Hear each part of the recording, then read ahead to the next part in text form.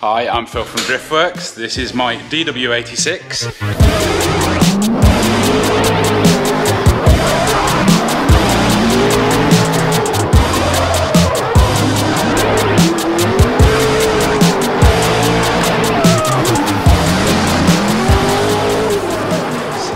And today we're supposed to be doing alignment, final setup, all the good stuff like that.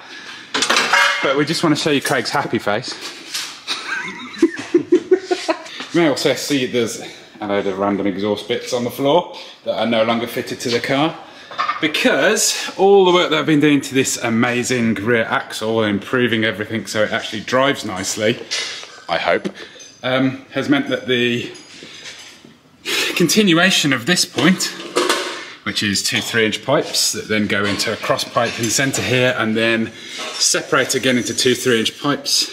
They hit the UJ there, then they hit the housing of the diff, then they hit the panhard rod there. It's just general happiness, isn't it, Jay? Just drifting. Just drifting. Just drifting. Exactly how I remember it, yeah. It's just, you know, we're just going drifting. Essentially, nice day out, yeah? This was our last working day, because you're not working tomorrow. No. Supposed to be having a weekend. That ain't happening now, for me at least, but Craig's very kindly getting stuck in. We've brought our chops all round. We're going to do some modifying, and we're going to, as usual, do a slight improvement along the way. We're going to turn it into a single 3.5-inch instead of the dual 3-inch, because that's a bit excessive anyway. So it should make it sound a little bit nicer, clear a little bit nicer, and allow my axle to work. That is the hope.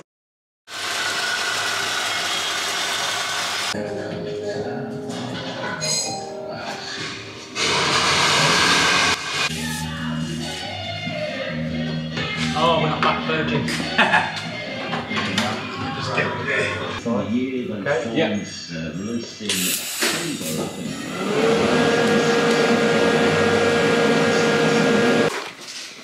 What do you reckon? 5 exhausts for this car now? Way more. How many do you reckon? I mean, I reckon nearer 10. You reckon? Yeah. I mean, it's had a few revisions, but damn. Not to a normal welding bent. I mean, we had one in for the LS1, then we had headers, then we went big headers for the bigger engine, and each time we went to different exhaust. Then we had MagnaFlow boxes that fell apart. Oh yeah. Then went Jetex, then we went... No, we had a second set of MagnaFlow that fell apart. Then went Jetex, which would have been fine. Yeah. Then we went to the different pipe, then when we did... And then I wanted 3-inch twin instead of 2.5. Yeah, yeah. There you go. Pain in the ass. I mean, it's paid work, but still, it's annoying. I know I'm annoying, mate. Thank you. And while we're doing this bit, Jay's being all delicate. Trying to be. Sorting out the comms. Need a new connector on my earpiece. Strong bit of work yesterday getting to this point. That's all finished up. So that's what previously was an X-pipe turned into 3.5. We're quite close to the drive shaft on purpose. This is in droop. This is the worst clearance it's going to have. We have allowed a little bit more just in case I do decide I want even more droop, but I'd have to like get custom shocks made for that. So then it creeps up here. This is very complicated to clear the panhard rod. This moves up a lot. So this is kind of as close to the axle as it can be with still allowing clearance. Then we've got a V-band here. Craig's currently welding the elbow onto that. I've been to Jetex this morning to collect another 3.5-inch big silencer.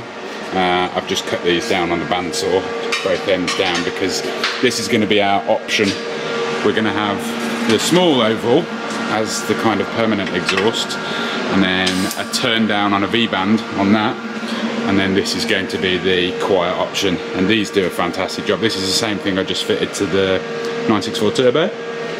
We fitted them to many cars over the years, probably been using them about 10 years now, and we still have some silencers that are that old and still working. As you can see, there's the old version for the quiet exhaust on the 86. That was super quiet. I'm hoping that that plus that is going to be enough. Also had to go and raid our spares for the V-bands. I just had to stick that one in the lathe because it's a different male. Didn't engage in that female properly, so we've only got one female, 2 males, and that should allow us to do what we want to do with moving that turn down onto this on a V-band. It'll make sense in a minute, never mind.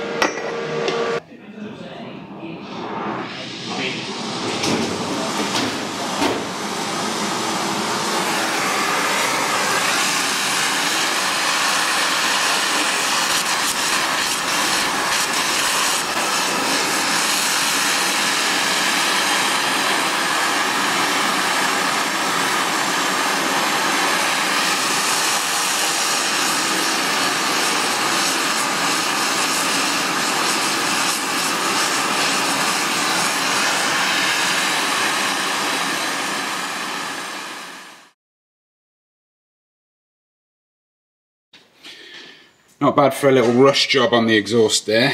This is the upper view and kind of temporary, just shooting down.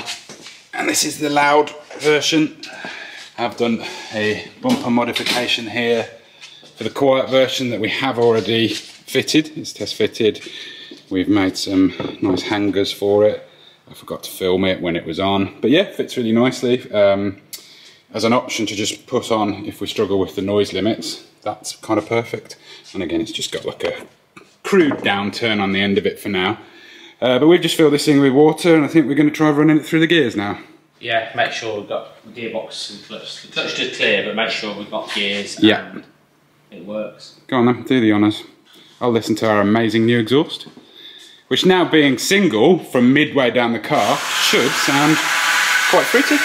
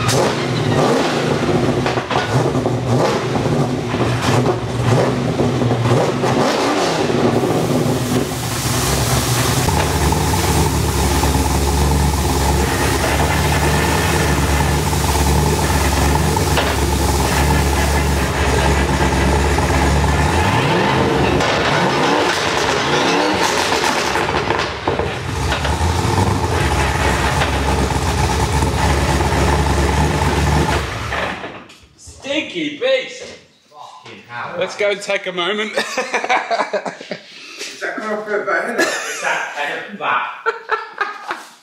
My God.